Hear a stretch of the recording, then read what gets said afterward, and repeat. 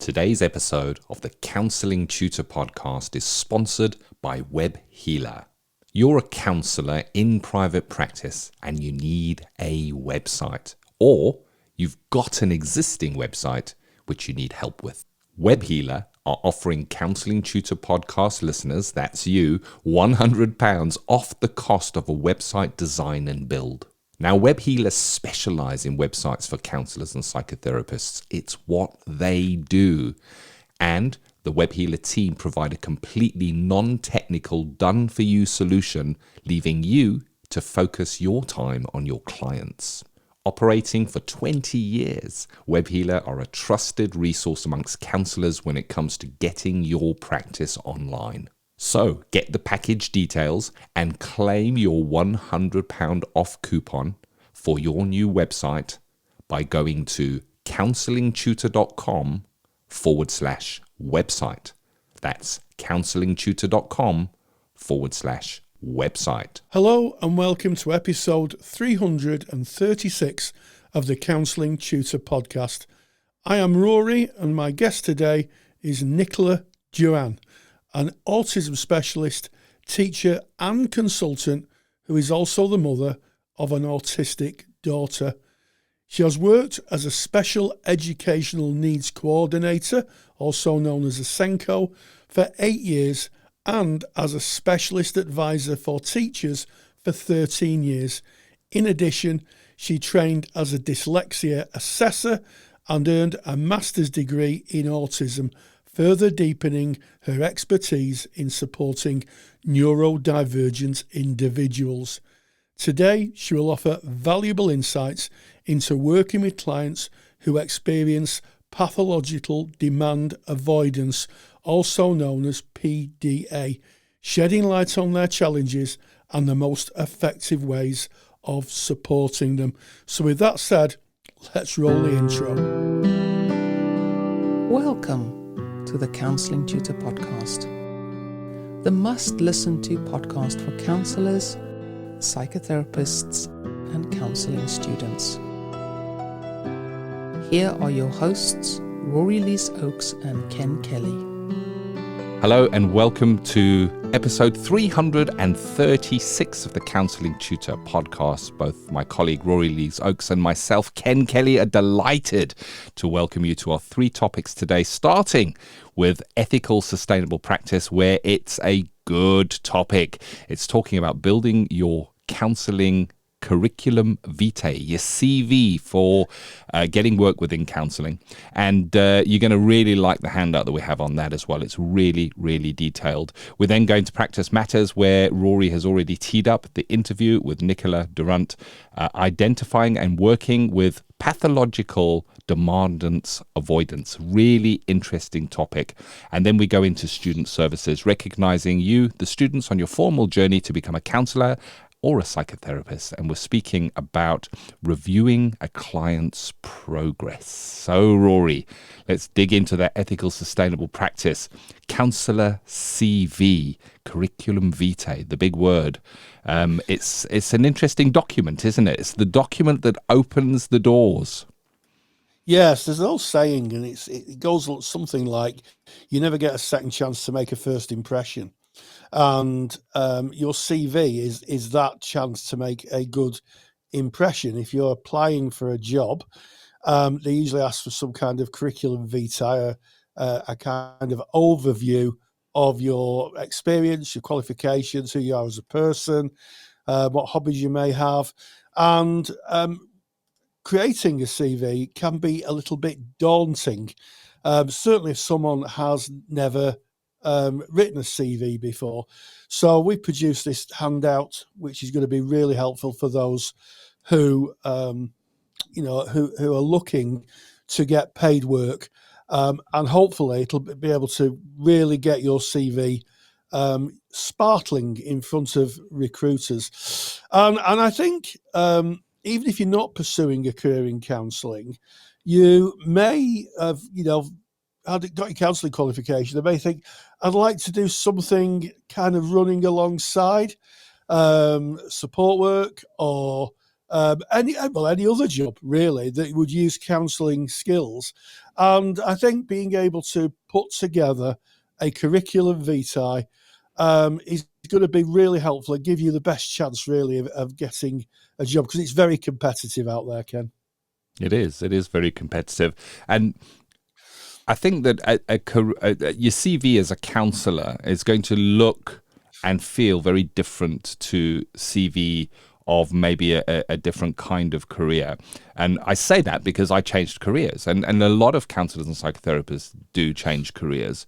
And I recognized that the CV I had for my old sales director position had very little value if I was going to an agency and saying, I would like to come and work within your agency. And I had to be very smart in going through and looking at what are the skills that I used to use that are transferable now into this new CV. But you've kind of identified what somebody might be looking for in a CV. And we start off with interpersonal skills. So there's an opportunity for me to bring my old relationship building within sales into my new CV, because that is an interpersonal skill. It's talking to people and holding conversations. So there is value in what you've done in the past. It's just smartly transferring that to a counselling setting, and rather than just putting it in as a list of jobs that we used to do. And then understanding of standards and ethics. That's an important one, Rory. You know, in counselling and psychotherapy, we work to standards and ethics. We join an ethical body. We work to an ethical framework. Weaving into your CV your understanding of standards and ethics is going to only serve you because the person that is reading that wants an ethical practitioner to be working within their organization. Self-awareness. You know, that's got nothing to do with a counseling course you did or a bit of CPD that you might have done. Self-awareness, but it is important for counseling and psychotherapy, and it's something that you can bring into your CV, any kind of personal development work that you do, showing that you are self-aware. Your commitment to learning and to personal and professional development. There's another area that you can bring in that sits outside of your qualifications and what you've done. So commitment to learning, you might be a member of the Counselling Tutor CPD library and mention CPD that you're doing, or that you do regular CPD. But what the employer might be looking for is that you are committed to learning. Specifically, if you're going into an agency or an organization that works in a very niche area, specialism area, they might be wanting to know that you are going to continue to train in those areas. And then, and I think this is really important for counselors and psychotherapists, your mental toughness and perseverance, because it's a challenging role, Rory. And I guess if I was an agency owner and I was looking for a counsellor to come in, I would want someone who is robust, somebody who knows how to take care of themselves and will be able to stand up to the rigors of everyday practice. And those are areas that don't even touch on the studies that you did or the level of studies that you did or how many hours you've practiced, but all really, really valuable things to pop into your CV, Rory. Yeah, absolutely, Ken. And one other thing that you could add in is any research that you've done. We're finding more and more now that agencies and organisations are research based, and the reason for that is because they draw down funding from the government usually, and the government want evidence of effectiveness. So if you can say that say for instance you've done a course in trauma-informed practice and you are researching trauma, that's going to be mightily attractive to an organisation that is working with trauma, that is a base, basically supporting clients who've had traumas. Because if you can evidence what research you did, even if it's only at university level or college level, it shows that your ability to be able to take information, look at it, analyze it, and come up with a conclusion. And this is, I think, a very helpful trait in modern charities, because they're all research based and they're all looking to justify the money they're getting from the government. So any research you've done is always a bonus, I think. Yeah, definitely. I know that one of the ethical bodies in the United Kingdom is about to hold its research conference, and it will be packed because it's important and it underpins what we do and how we practice as counsellors. So if you're showing any kind of research, and that might even be a small research project that you did at a level 5. It doesn't have to have been a master's degree research piece of work. It's just showing your ability to understand research and undertake research in a methodical way.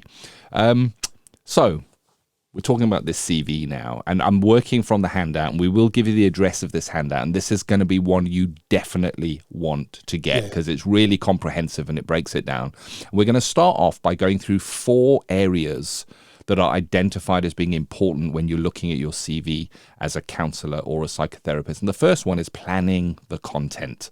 You know, we do the plan first, the pencil out the plan of what this is going to look like. Then the structuring of that content within a CV in a way that it's going to make sense to the person that you're handing that over to. And then this is an important one. It is the adding of a covering letter. And this covering letter, you'll see when we get to it, might be different for each CV that you submit. It's going to show how you are relevant and how your qualifications are relevant to the opportunity that is open that you're putting your CV in against. And then checking and getting feedback. And I think this is an important one, you know, having somebody read over it, somebody saying, oh, there's a typo. I would have structured that differently. Getting feedback from your peers. They may say, oh, but what about this that you did? You haven't put that in there. And it really can be helpful getting that feedback. But let's start off with the planning of the content, Rory. And I know that we've kind of put some possible content that you might consider putting in. And it's going to be your qualifications, your work experience, any CPD training you've got, your skills and the knowledge that you hold is going to, I guess, be the content. But it's about how that gets put together and how you look at that, Rory. Yeah, absolutely. And I think that, you need to start off with the most important things first. Any recruiter is going to be a very, very busy person, and they don't want to wade through huge amounts of documents trying to find out about you. So if you can put your experience and knowledge and you really in a very concise A4 page, you're going to get again have an advantage. So start off with your name and a little bit about yourself, contact details, where you live, how you can be contacted, your qualifications, plus any other qualifications from previous work. So, Ken said, as he said, he was a sales director for a company. I was a sales manager. And there's quite a lot of transferable skills there, in terms of filing reports, getting to places on time, turning up on time. So there's quite a few things that you can bring over from your previous work, which leads us into work experience. And you can talk about your responsibilities. And what's really good, I think, you start off working, in a cake shop, as a lot of people do. They start off in kind of shop roles. And then you start off as a shop assistant, then you end up as the supervisor, and then you move on, and then you become the manager. That shows that a progression of work, but also shows that someone has looked on you and thought, we can promote this person to do different things. So, even if you've got a very humble work record, don't be afraid of using it. And then, of course, CPD training. We've talked a lot about 21st century counsellors, and I think that a lot of employers would want something like being trauma informed. If the role requires you to work on a telephone, then online and telephone counselling. So I think it's really important that you talk about your CPD or any other kind of specialist interest you might have. You might have a special interest that you keep looking at. It could be, for instance, working with people who have been divorced. It might be that you're really interested in that and you're developing a bit of a research around that. And then professional membership. I think it's always important that you talk about your professional memberships and put those in, because that shows that you're a committed professional, that you've joined a professional body and are accountable to them. And, again, that is something that employers are looking for. Ultimately, any employer is looking for accountability, Ken. Oh, very much so. It'll probably be in the job description that is a prerequisite. Something interesting. This comes from, we've been speaking about, it's interesting that we both share sales roles in the past. And there's one thing that we learn in sales and marketing that we learn again in counseling. So listening to this, this is going to make sense to you. Whose frame of reference are we in when we are in a counseling session? We're in the client's frame of reference. And it's the same with sales. When somebody comes in to buy something, you want to be in the customer's frame of reference. You'll be more successful as a salesperson there. Now, here's the tip. The same is true if you're putting your CV together. It's not about what you want to tell them and that list of things. Think more, what is it that they want to hear from me? Look at the job description. Go and look at their website. Understand who they are and say, what is it they... Put yourself in their frame of reference. What do you think it is that they are looking for? And how can I take that I have, my experience, structure in such a way that it meets their frame of reference? And I think something else here, we've gone through beautifully as well, that you need your qualifications, your work experience, your CPD training, your skills, your knowledge in there. But there's another secret ingredient that is going to make you stand out from your peers that put in their CVs alongside yours. And that is, bring yourself. Because here's the thing. When you're training to become a counselor, you're going to be looking at yourself very, very closely. You're going to be writing assignments about your personal and self-development through your arc of training. Well, it's important. Self in counseling is ultimately important. So bring your true congruent self into your CV as well. Weave who you really are within that, because that's where you become unique. That's where you stand out from your peers. And I Absolutely, guess, we speak sometimes about students and going into placement, and how we reassure students that you have valuable knowledge and insights because you're just graduating, so you've got all the latest training and you're just about to go out into the workforce, and you are a win to anybody that you might work for. And the same is true even if you've been counseling for 15 years. When we're going in, sometimes we can view the job application process of, they hold all the cards, they are the mighty job holder, and I am just one of people standing in a line here to get the job. The truth is, you want not just a job in counseling. You want the right job that matches your values and who you are. And I think that is worth, in some way, weaving into your CV. And it might be, what kind of a company are you looking to work within? In the same way as they're interviewing you, you're interviewing them, and you can start that in your CV. I value a team that is blah, blah, blah. I work best within an environment that is blah, blah, blah, blah, blah. Speak about your values, because it's going to hit and resonate with the right agency. They're going to go, hey, this is us. This is us. We work like that. This person will fit in beautifully here. So it's important to find a job, but it's more important to find the right job, the one that's going to resonate and fit for you. Absolutely. And I think the value match is important from the perspective of the candidate.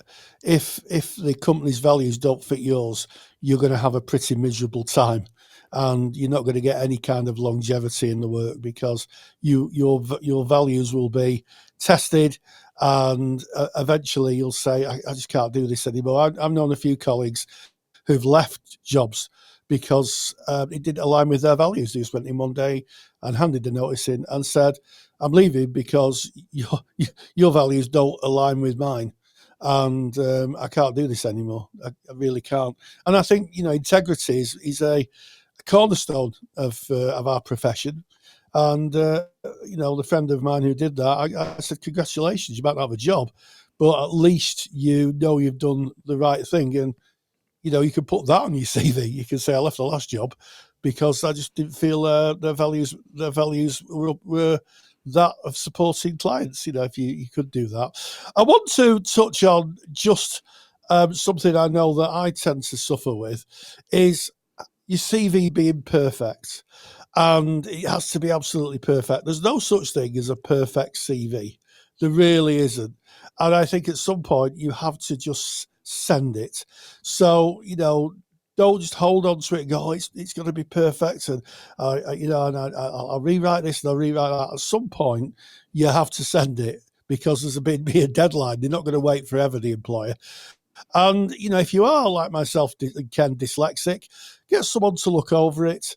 And, there's a plethora of support you can get online now. I use Grammarly. I also use Word. Word's very good now. It'll correct your spelling. So you can get a lot of help just with online apps, and send it away. And the other thing I would say is that you'll probably it's a good policy to have a copy of your CV and have a look at it before you go for the job, because almost certainly the employer will ask you about things on your CV, and if you can answer that very confidently and in depth, that gives you a better chance. 100%, yeah, and that the CV becomes the basis for the interview. They will be referring to it and asking you questions around it. And that's why they ask questions. That's why it's interesting to put things like your hobbies or your interests within your CV. And if they can link in some way to self-care, instead of calling them hobbies and interests on your CV, you can say my self-care activities, horse riding, taking a walk, walking the dog. It just frames it differently. And this is what this is about. How do you stand out from the other 10 CVs that are on the desk? Rory's given you one super good tip, and I want to re-emphasize it. Make it short. That's what I want to say here. A CV is not going to buy you a job. You're not going to send in a CV. They're going to look at your CV and go, whoa, oh man, this is it. This is the candidate for us. The CV has got one job only, and it's to open the door to the interview, to create intrigue for them to go, I want to speak to this person. That's where you sell yourself to get the job, not in your CV. Your CV has one job, get you in front of the interviewer. So make it short, because there's nothing worse than being the employer. And I say this because I was a sales director, and we would have a sales position come open, and then I would have 15, 20 CVs that I had to pile through.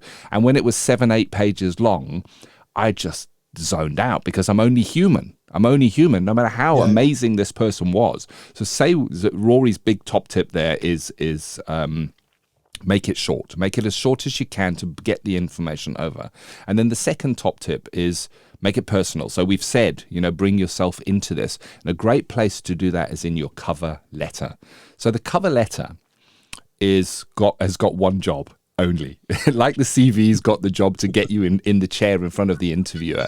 Your cover letter has one job, and its job is to create intrigue in the person for them to actually want to read your CV. If your covering letter is not compelling enough, you can be dismissed without your CV actually being seen. They can look over the cover letter and go, you know what, that's not really what we're looking for. That's not a fit for us. And a great tip on cover letters, that this is a personal tip. So this is not a universal truth. This is my thinking. And it's my thinking from having to go through CVs before. Is if you can, within your covering letter, stand out, be different, and resonate with the person who's reading it, you've got yourself a winner. You're on to starting on a winning foot. That might be something like, I'm going to give you an example now. I am sending in my CV to Counselling Towers. I might start off with, I know that it's going through to Rory. I might start off with, Rory, I love your work. I've been listening to your podcast for years, and it's literally changed my life. I would love to work with you in your organization, and I hope that this CV kind of puts over the information that will put me in a seat in front of you. I want to be there. I want to have this interview. I know I'm going to fit in great with your team. You know, that's a great cover letter, because its only job is to get the person to go, oh, okay, who is this person? And of course, it would be dependent on what job you're looking for. So an example, you know, you mentioned CPD, Rory, and the importance of that. We've got the Counsellor CPD library. If you go into the Counsellor CPD library and put in a topic, you're going to see CPD on it, because it's just full of hundreds and hundreds and hundreds of experts talking about their area of specialism. So let's say I was going to go and work in a agency, and they were dealing with neurodivergence, and I would go and do a little bit of CPD before even writing the cover letter, so that I could maybe weave that in and say, you know, it's coincidentally, I've just finished doing some CPD on this area. This is an area that deeply interests me. So showing that you want to be a match, that you are a match, and there's nothing wrong within your cover letter saying that you actually want the job, instead of it just being this professional letter that says, I am hereby applying for such a job. Stand out, be different, be you. That's your cover letter. We've got an example of the cover letter as well in the handout.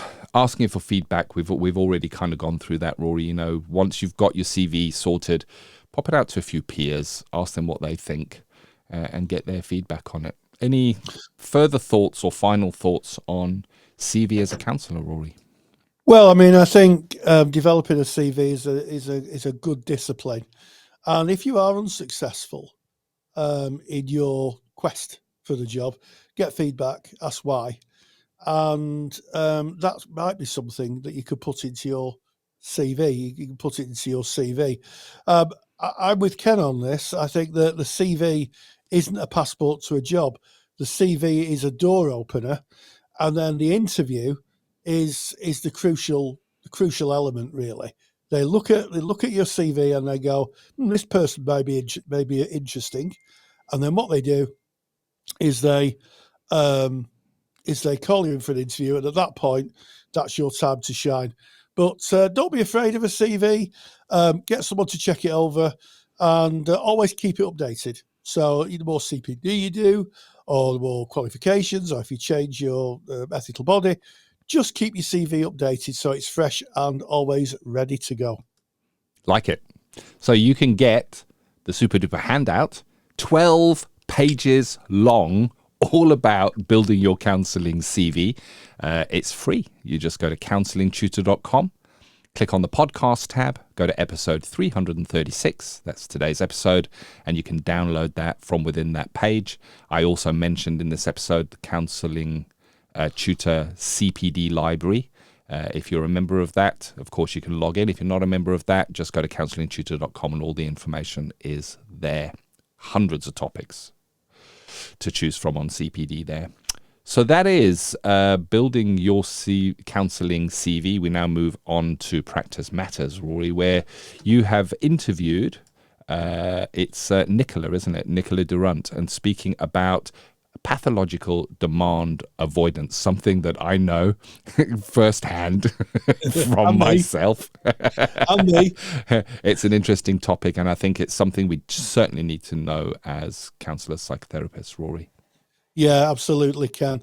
I think that when we're working, certainly with autistic people, we need to consider all of who they are and how they present. And pathological demand avoidance sometimes gets a bad press. The idea that some people just won't do something and they're just being awkward. So we got an expert in, Nicola Durrant, and what we did was I interviewed her, and she's given a really insightful observation and interview on this.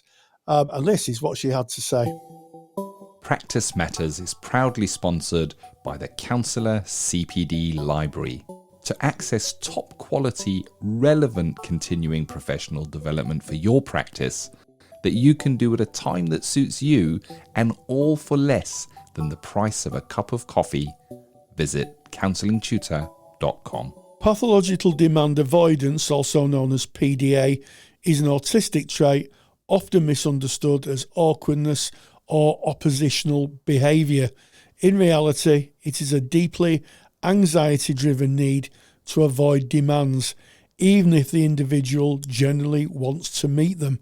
Misconceptions are common. PDA is often misinterpreted as manipulation, seen as a lack of motivation, or even dismissed altogether. Traditional discipline strategies tend to backfire, and masking can make the struggles of PDA individuals nearly invisible. Today, we are joined by Nicola Durrant, a special educational needs coordinator, also needs a SENCO, with a master's degree in autism. She will help us explore how pathological demand avoidance appears in daily life and discuss the most effective ways to support those who experience it. Nicola, you're very welcome. Thank you, Rory. Thank you for having me. So, first of all, just a little bit of a personal exploration. I wondered what inspired you to work with people who have special educational needs. What kind of got you to that place?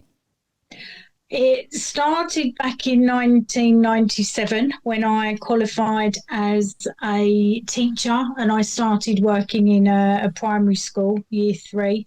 And by the end of that first year, I remember just thinking it's the kids with special needs that really do something for me. They were just the most amazing kids to be around.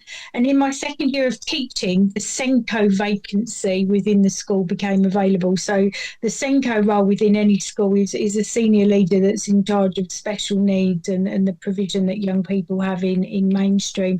And I remember saying to my head teacher at the time, could I have that position? And he said, you're 23, absolutely. What do you know? You've done a year of teaching. And I just said, honestly, this is where my passion lies. Just let me have a go at this role. And he did. He put his faith behind me.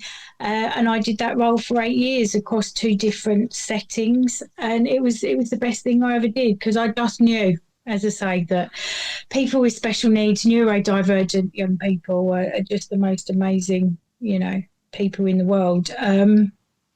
And then after the 8 years of being a SENCO, I was then lucky enough to get a job in Essex Local Authority Advisory Services. So I worked then as a specialist teacher consultant, working alongside schools really to provide staff training. I would go in and work alongside young people, recommend things for the school to put in place, help formulate EHCPs, all of that kind of thing, just a sort of consultancy service. Initially, I started working with young people that were dyslexic. So the local authority trained me to be a dyslexia teacher and a dyslexia assessor.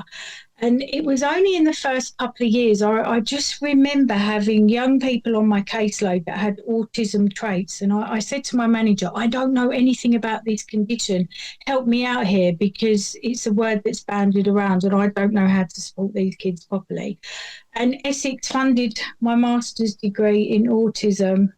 And I did that while still working full time within Essex, and the rest is history. I just then swapped straight over to the autism advisory services and stayed there till the end of my time in Essex, which was 2019. Then I left the local authority when they had a restructure. I took voluntary redundancy, set up my own special needs consultancy at the beginning of 2020, but obviously, we then went into lockdown. So the way to make a living during that time, Rory, was to do online training webinars. So 5 years on, I now run an online training company. I still do lots of consultancy work. I'm still out and about there in schools and families, but I split my time between consultancy and obviously doing online autism training. So, well, there you go. That's a very complete sort of biography from you. And I just wonder, when we're talking about autistic traits, one of them is pathological demand avoidance. It sounds very medical, but what actually is pathological demand avoidance? How might we see it presented? Okay, right. I'm going to take you back a few steps, because one of the first slides I do in my PDA training, I always say to people, what we are first and foremost dealing with the PDA stuff, the pathological demand avoidance, we are dealing with autistic individuals. The PDA bit is the behavioural profile and how it manifests to the outside world, and it looks very different for PDA than it does for somebody that just has what I call a textbook diagnosis of being autistic. So that's really the only difference. So our first thought is that our young people are autistic. So we need to understand autism and the profile. Like I say, the PDA bit, it just presents in a more challenging, more extreme way. And for our young people, it's the emotional regulation. It's them kind of regulating the responses they have to people and situations that they find themselves in. And it's just harder for us to understand it and deal with it, because our young people often behave in such an extreme way. People will look and go, oh, they're ADHD, or they've got a conduct disorder, or because quite often our kids don't present as being autistic in the same way that we understand an autism profile to traditionally be. Okay, so how might that look? You say they don't, when we talk about autism, we say once you met one autistic person, you met one autistic person. But when you talk about the difference in profile, what exactly does that look like? The profile internally is still the same. So anybody that's autistic, whether they've got the PDA element or not, they still have difficulties, differences with social communication and social understanding. So it's the interactions that they have with other people, the differences in their sensory profile are still there, the differences in how they see the world in terms of it being very black and white, very rigid thinking, all of that is still there. The main difference is that for our young people with PDA, it's the levels of anxiety that they are dealing with that is significantly higher than those young people that just have an autism diagnosis. And it is a crippling level of anxiety that they are dealing with. And when our young people get really heightened and really stressed, what it is, it's that central nervous system that's going in overdrive. And our young people go very much into that fight, flight or freeze mode very, very quickly. So with things like simple demands that we place on our kids, it might look like they are refusing to do something. It might be that they just want the control, or they're being manipulative. That's a name that's often bandied out. But it's to do with this very much organic process that's going on internally, to do with this crippling high levels of anxiety. And that's where that pathological label comes from, because it's the anxiety that is so extreme for these young people. So it's about understanding the anxiety and those heightened levels, and actually understanding it as it's a child's central nervous system is in overdrive, and they just go into that survival mode. And the only thing they can do is to gain control of a situation in order to bring their anxiety levels down. So the very difficult, challenging behaviours you see, it's kind of an internal sort of chemical process that's going on. It's not anything they have control over. It seems to me like a trauma, like a trauma response to some extent, where the nervous system reacts and goes into fight, flight, or freeze mode. Would it mirror that? Absolutely, because a lot of our young people, before they get a diagnosis, people are questioning things like, attachment issues and ADHD, but yeah, you're absolutely right.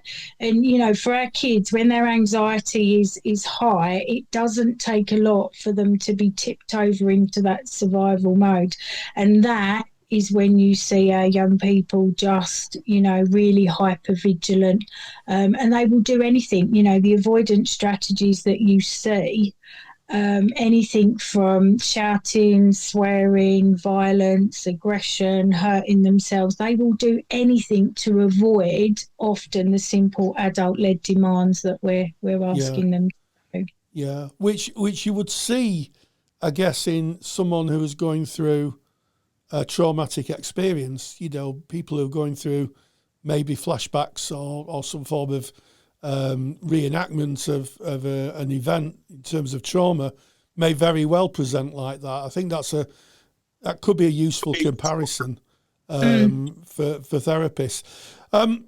So you've really covered what it's like for an individual to experience what pathological demand avoidance is. And we often talk about masking in autism. That seems to be something that's discussed a lot. What's the connection between masking and PDA? How does it contribute? What's the connection?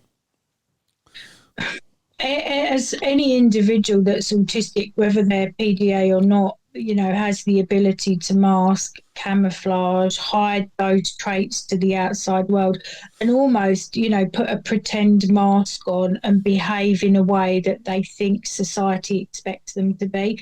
And that's what puts a lot of stress on our young people. They will often go into school and they've got all of this anxiety building up, and their stress bucket is getting more full as they go through the day if there are things that, they find difficult to cope and deal with. And then it's, these young people then go home and parents are having to deal with a whole range of very difficult behaviours. So you will either find young people that have sort of meltdowns and explosions and maybe violent, aggressive, or you'll have other young people that just kind of shut down and go into their own little worlds and go under a blanket for hours on end. So, and that's the main problem with the masking and camouflaging, because if nobody's realising that's what they're doing, they're just holding it in and then dealing with it at a later point in time. Yeah, and I guess the being able to observe it and understand what's going on really relies on someone realising that person is neurodivergent. Because I guess if they don't realise the person's neurodivergent, that just probably adds to the difficulty, because I guess historically people may have seen someone avoiding doing something as being, I don't know, awkward or avoidant or as controlling or manipulative. My teachers used to say defiant. That was use the word du jour when I was at school. You're defiant, and I guess that kind of approach from somebody can just add to the difficulties that an autistic person has if they're being seen as deliberately being, I don't know, just awkward or avoiding. I guess if an authority figure pushes that narrative, that's going to be even harder, I guess, is it? It is. And, the difficulty with our young people, like I say, it's a chemical, thing that's going on internally. It's organic. It's a difference in how that brain is wired. And actually our young people have no control over that. Whereas actually, if you don't know what's going on and you don't understand the PDA, like you say, you get parents and teachers thinking that these kids are making a conscious choice to be defiant or be manipulative or being controlling, and it's not. It's just their way of trying to, get hold of a situation and just bring their anxiety levels down. It's very difficult to deal with, and a lot of the consultancy work that I do, particularly in the homes, you've got parents saying that they're just different. They come home and they're just, this such difficult child that we can't deal with. And then you've got school saying, well, they're fine here. There must be a problem in the home. Yes. And actually not, because those young people, they've masked and camouflaged all day, and then they go home, which is their safe space, and they know that whoever's looking after them can deal with all this difficult stuff and will love them unconditionally. So, then you get a lot of, angst often between home and school, where school is saying, it's a home issue. And actually, no, it's not. We need to do something different in the school environment so that when they go home, they're more regulated and, they've dealt with their anxiety. Yes, yeah. And I guess keeping in mind that this demand avoidance is almost like a trauma-led response. So I guess if anybody's engaging with that, you'd have to approach someone like they were going through some form of trauma, So when it comes to practical strategies or working with someone who's going through that cycle, what would be the best way to approach that? How might best we be of service? I should have said before, Rory, I've got a 21-year-old daughter with a diagnosis of autism and PDA, and certainly one of the things that's helped massively over the years is for myself and her therapist to help her understand what's going on in her body so that she can start to read the signs better in terms of that anxiety build-up. And the older she's got and the more work she's done, she's more able to recognise that things are starting to, so it's a lot of work in terms of anxiety. What we know is that many autistic people have what we call interoception difficulties, so reading the inner body awareness signals. So it's not always easy for an autistic person to differentiate between different emotions as well. They might know that they can feel something going on in their body, but they're not always able to perhaps pinpoint that as anxiety or anger or, so there's a lot of work that needs to go on just in terms of basic understanding of emotional responses and how that feels in their bodies, really. The other thing with us, say, with the PDA, it's about working with somebody in negotiation and collaboration. Our young people don't respond well to being told what to do. They don't respond well to the whole direct demand. That can often escalate the anxiety level. So it's kind of working with them, in conjunction with them, to look at a situation and working together. That approach we know works really, really well for our kids. And often I say to class teachers, rather than giving a child a direct demand of doing something, you might say to a young person, "Oh, we need to write a Halloween story. I wonder what adjectives could we use in our opening paragraph." So you're using language like "I wonder." Oh, it would be helpful if, rather than direct. Yes. I need you.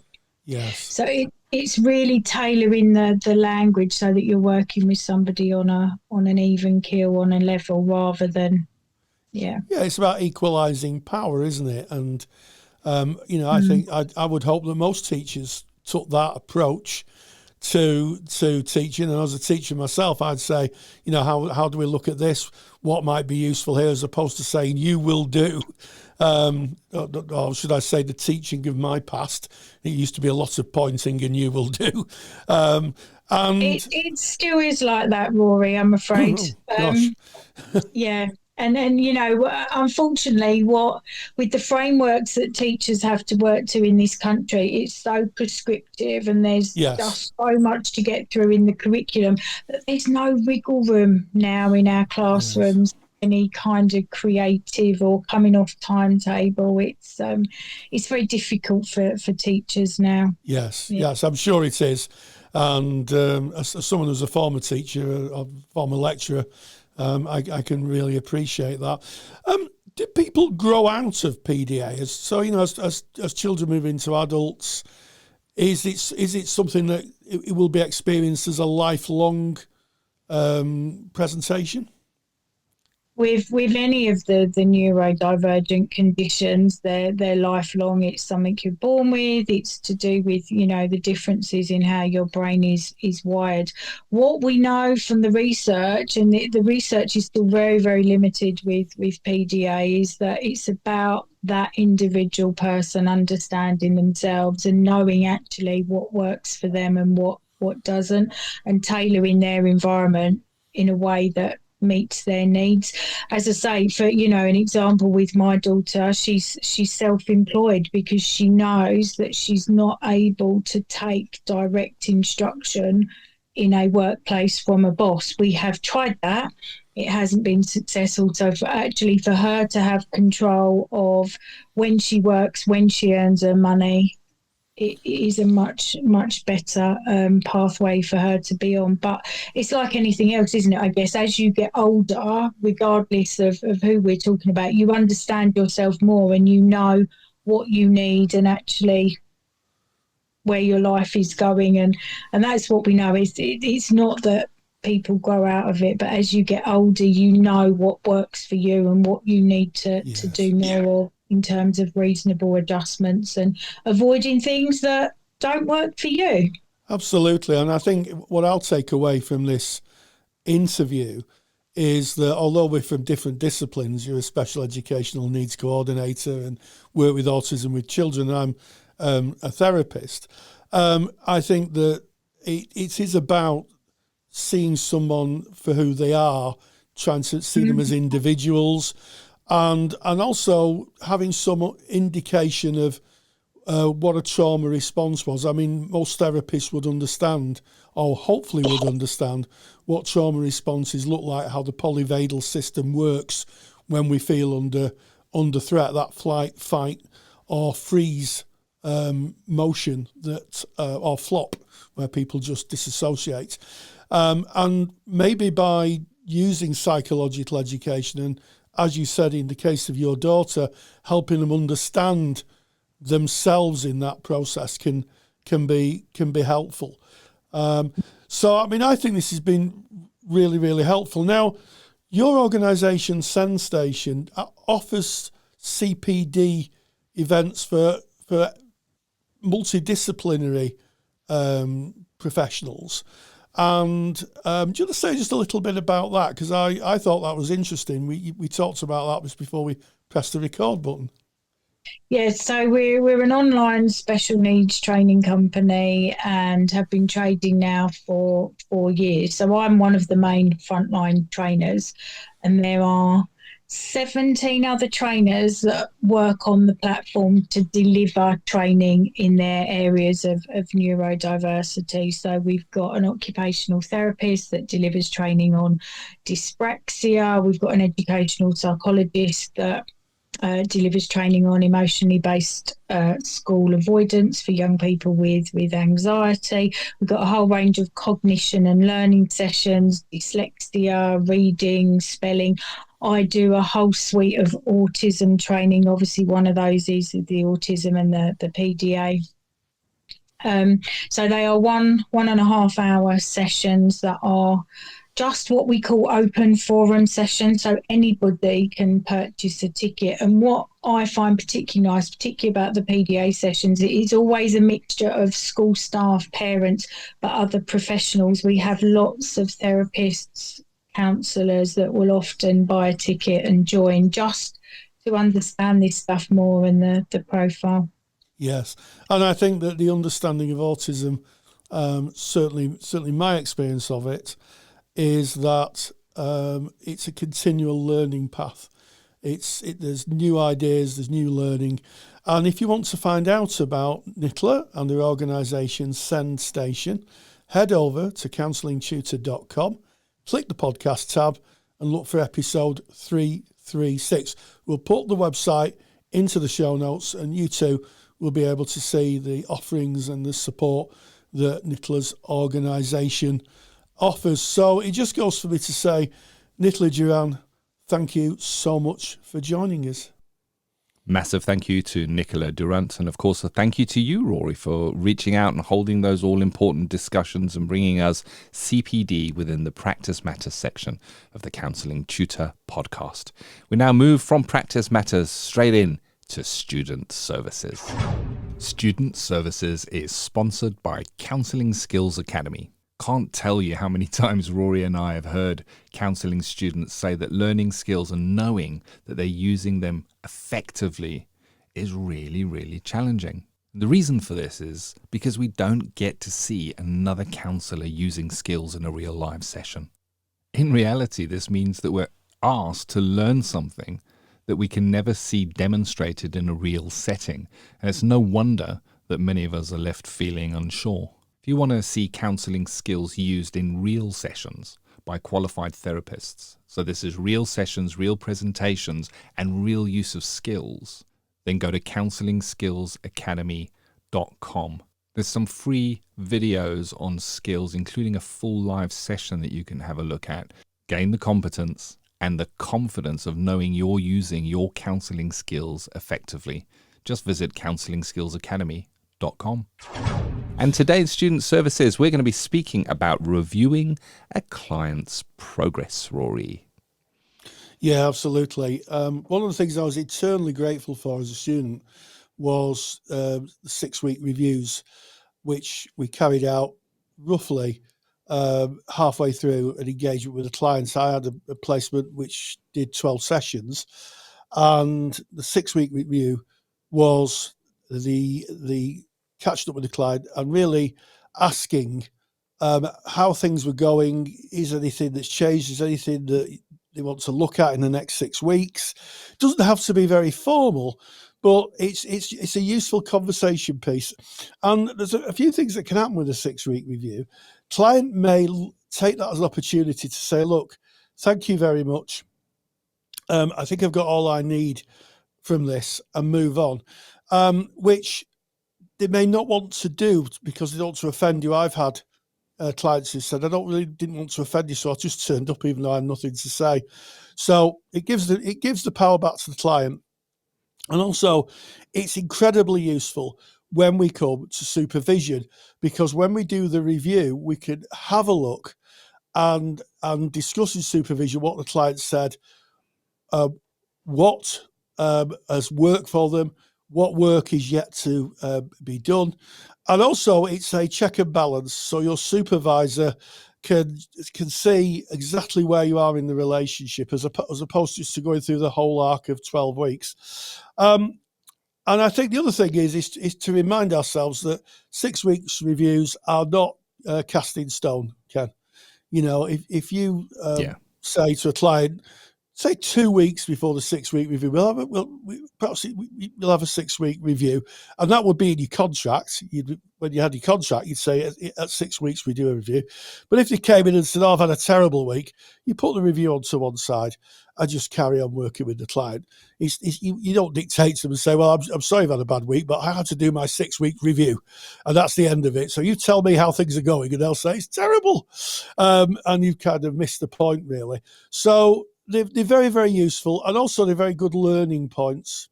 They're very good learning points for students. You know, you can take it into your group discussion at a university or college, and you can take it into your supervisor and gain some valuable insights. And I kind of hope that the 6-week review is still a thing, to be honest, Ken. It was a big thing. Sorry, I was just going to say, I guess it depends where you work. You might not be offering 12 sessions. There might not be 6 weeks. If you've got 6 sessions, it might be a 3-week review. You're wanting to aim to pop that in around about halfway through the arc of counselling. And I think the important thing that kind of stood out for me, Rory, is when this is first discussed. It's first discussed when you're contracting. Yes. You explain the arc in the same way as we introduce the ending of counselling in our contracting. We might, specifically if we're working within a certain amount of sessions, we might say, well, you know, we have 6 sessions that we'll be working together, and around session 5 we'll be kind of closing that down for you. But what we will do is around about halfway through is we'll do a quick review and check where you're at and how it's all going for you. So this is in the contracting session, so that it's not a surprise when that comes up. And as you said, Rory, it's not a formal process that has to sit in a certain place at a certain time. It's going to be dependent on the client, where they find themselves, how they find themselves. Now, why do we have reviews? Well, if you've ever been out for dinner and ordered some food, when that food arrived, chances are somebody might have walked past your table and said, how's the food? Yeah. And that's a review. That's a review of your meal. And it's a common thing. And the restaurant learns from that. Even though the chef in the kitchen is following the same recipe as they always follow, they're asking you, and they're just checking in. How is it for you? How is it for you? Well, you know what? This steak's a little bit underdone. Let me sort that for you. They're going to take it away. They're going to put it back on the grill. They're going to bring it back, and it's going to be better, more suited to you. And it's the same when we're counselling. We're offering a service. And it's the client's frame of reference that we're tuning into. So not asking them or checking in with them how it's working for them and how it's going for them we're kind of missing the point. It gives us direction. It shows us what works for this client, maybe what doesn't work for this client. And what I loved the takeaway, Rory, is it gives us something to take to our supervisor, specifically if there's a challenge somewhere for the client. Also, reviews are really important for preparing for future journeys. So let's say we have got 6 sessions with this client. That's all we've got because we're working in an agency. We only have 6 sessions. And at session number 3, we check in with this client. It's the right time. They're quite happy to discuss how it's going for them in therapy. And they say to us something like, you know what? I've realized digging into this material that it goes a lot deeper than I initially thought. I think I've got a lot of childhood stuff that I'm going to need to work through now. As the counsellor, we can go, you know what, we've got 3 sessions left here. And we're not saying this out loud. We're doing this in our internal supervisor and go, this client's going to need more. Can I ask for more with my agency? Can I barter for more? Is there a referral pathway? So in the same way as it may be that the client doesn't need more, it might be that we recognize that there is a referral opportunity or that we need to see if we can extend therapy. So it really is, it's in service of the client. And the review is going to be different with every client. It really is. And it's also how we learn as counsellors what's working and what's not working for that specific individual. What works for one doesn't work for another. Somebody likes a rare steak, somebody else prefers it well done. Indeed. That's the way it is. We can't I'm getting all hungry now. Yeah, you get all hungry. Well, I went to a conference in the US for Counselling Tutor. And it was really interesting because I was staying in this hotel, and I said I'd like a burger. I'd like a burger, please, for my lunch. And it's the first time somebody ever said, "How would you like that burger cooked, sir?" You know, in the UK, where I am at least, and the places I go, if you ask for a burger, they just bring you a burger. They don't ask how do you want that cooked. It was just interesting. So it just shows that different people like things different ways, and we want to be checking in to that unique client where they're at to be able to best serve them. Rory. Absolutely, Ken. And the other thing is the 6-week review isn't just for students. It's something you can carry on in your practice when you're qualified. So certainly when I was practicing, I would do a 6-week review or regular reviews, see where the client was, to get a sense of if there was any other support needed, if there was a referral needed, if my level of competence matched the presentation of the client. You know, because if a client came in and said, well, I'm hearing voices and I'm getting headaches and I'm seeing things, then maybe I wasn't the best person to see that person. Maybe that's a referral to the doctor with a consultation with the client. You wouldn't go behind the back, but you'd say, mate, have you ever thought of maybe speaking to your doctor about this, your GP, and seeing what they have to say? So it's something that really carries on into your practice. I know I used to do regular reviews when I was in practice, and it was amazing just how well they work, Ken. Yeah, and you know, we're speaking a lot because we're speaking to students in student services. We're speaking about time-limited counselling, 6 sessions, 12 sessions. Of course, you know, you may go out and go into private practice where there's no limit to the sessions, where it can be as long as it needs to be. And then you may have a number of reviews. You may choose after 6 weeks to have a review, and then another 6 weeks later you might review again and continuously review. So we do that first of all, and very importantly, so that it doesn't go the way that Rory mentioned, where that client has kind of got what they need out of therapy, but they just don't know how to end it, and they don't want to let us down, and they probably in their mind go, well, you know, if I didn't need to go to therapy anymore, my counsellor would tell me that. You know, we don't know what's going on for them. So those reviews really, really important. So you introduce them even if you don't have time limited therapy. Now here's the tricky bit, and this is the $1 million question that I know is on the minds of the students that are listening to this. How do we do a review? And give us an example, Rory, of how we introduce the review, how we kind of start that conversation with our client, and what kind of, where we might lead with that. Are we asking them questions? How's it done? Well, it's an interesting one, Ken. It depends on the agency. So an agency may ask you to do Core 10, which is a assessment document, or Core 30. I think there's one that's a bit more in depth, so that you can measure a client's progress. It's not unusual for agencies to use measurement tools. Core is quite a popular one, and so what you might do is you probably do a Core at the beginning. You do a core assessment at the beginning. You'd hand this document over, and it'd have a number of questions, and they tick where they felt they were, and then you could, if you're trained to use core, you could look at it and you can say, well, by your response to this, it seems to me that you're feeling a bit motivated, feeling a little bit lack of energy, and you might say yes, because core's very, very clever. It's a very clever assessment tool. It's a document, and you just get the client to read statements and tick. So you'd say to the client, so in 6 weeks we're going to do another one mid-term, just to see how things have improved. And we do it for two reasons. Really, core should be in the service of the client, so we know if the client's getting any better, if the therapy is being impactful. But usually it's done as a measurement tool for funding.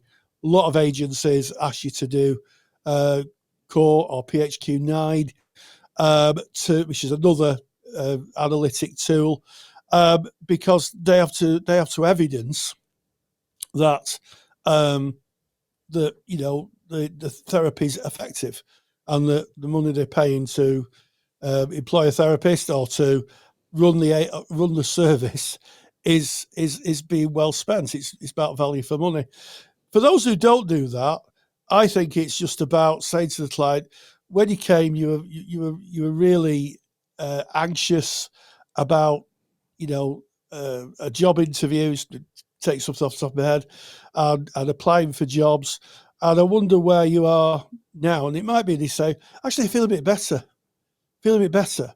Or they might say, I'm still a bit anxious. And you say, well, okay, what would be useful?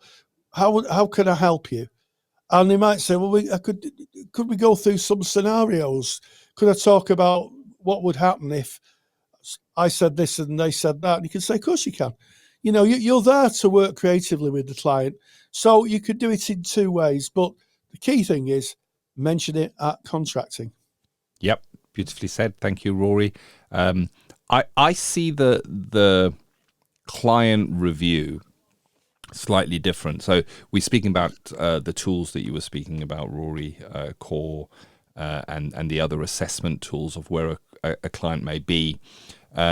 Certainly, I recently dipped. Well, when I say recently, it was a bit back now, but I dipped into some personal therapy for myself, and something came up in my life, and the working was it was really a tool was used at each and every session, at the end of each and every session. Oh, and that worked pretty well, because it kind of tracked the session through. However,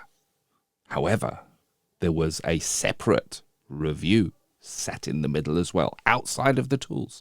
Because if we look at the tools, they're exactly as you said, Rory. They track certain metrics that we're measuring within a client, their well-being levels, of sleeping well, things like that, their health and well-being, and very, very smart tools. And usually those tools are useful to show that there was a positive outcome, or in some cases not a positive outcome, and they're used for funding. So they asking very specific things. What they don't ask within those tools is the working relationship and what works and what doesn't work, and the nuance of that. So even if you are using those tools, I still advise that you do a check-in with that client. And I love how you kind of said, if you're not using the tools, the way you worded the check-in you might do, when you came in 3 weeks ago, you presented and said X, Y, and Z. And I wonder how you are now, halfway through our sessions. And they're going to check in and share where they're at. And then you might put in something along the lines of, is there anything that you found particularly helpful in our work together? And just that. And that is a open question, because it's not a yes. Well, actually, they could come back and go, yes. It is an open question. It does have a yes or no answer, but it's unlikely they're going to go yes or no.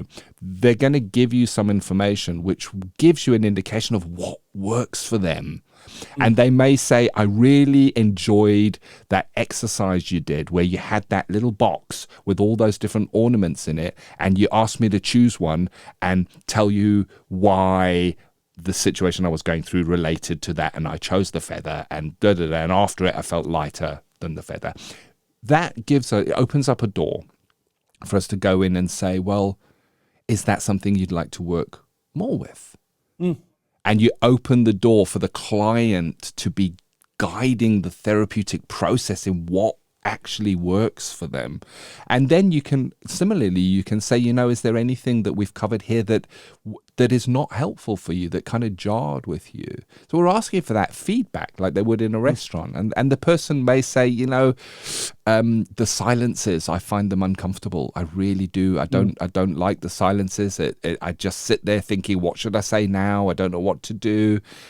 And then we might take that information and weave it into the therapy going forward. We might say, wow, so I hear that those silences make you feel uncomfortable. And of course, they're there therapeutically for you to kind of feel and be within those spaces. But if you're feeling uncomfortable, I wonder what might work better for you, and invite the client into being part of their therapy. So the review session really can be a tailoring process of what works, what is maybe not as effective, and at the same time gathering information that is useful for us to take to supervision, useful for the agency. And my first supervisor said, when I went into placement, your clients will teach you, Kenneth, your clients will teach you.